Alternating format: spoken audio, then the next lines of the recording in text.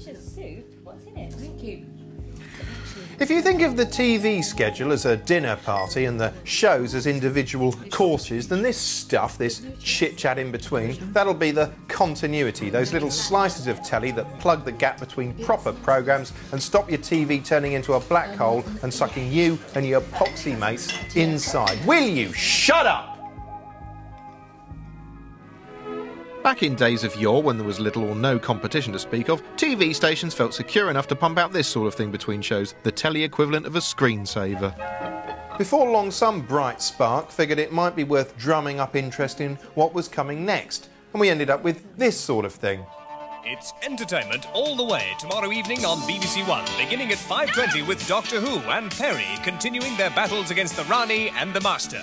At 6:05, Jim fixes it for a young Arsenal supporter to referee their match with Oxford United, but most of the opposition gets sent off. Then at 6:40, Little and Large. You know, it's unlucky to put an umbrella up in the house. The hell it is. At 7:15, there's an emergency in 1 by 1 when Donald is the victim of an accident at the safari park.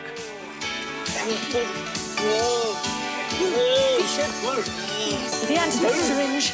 At 8:05 in Dynasty, Alexis finds a new man in her life. I am certain this is going to be a good evening. At 8:50, Bergerac runs into a problem. Alcoholics suffer delusions. I could have sworn he had a lick. The entertainment tomorrow on BBC One. On ITV, you'd often see actual human beings in between shows. But now, memories from the past in Coronation Street. But that couldn't last. As more channels arrived, rival dinner parties if we're sticking with this analogy, it became important to establish whose bash was which, and human faces gave way to increasingly sophisticated idents. Actually, recent idents strike me as the sort of thing some dystopian future fascist government might broadcast to hypnotise the populace.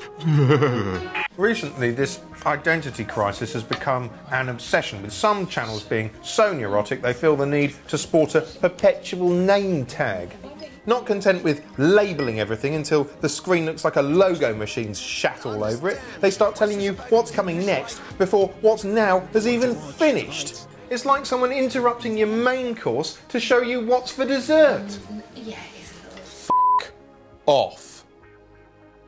All this use of graphics and quirky little films to give a channel personality, well, it's impersonal, isn't it?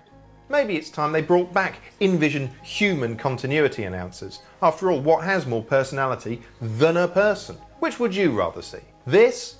Next on BBC4, Harpsichord Challenge. Or this? Oh, hello, you're looking great. Next on BBC4, Harpsichord Challenge. Coo! It's a no-brainer, isn't it? Woo, yeah! Coming up next on Screen Wide, it's a piece on Anthea Turner, Perfect Housewife, in which Charlie sits in his flat making nasty comments. Whoa, Jesus Christ!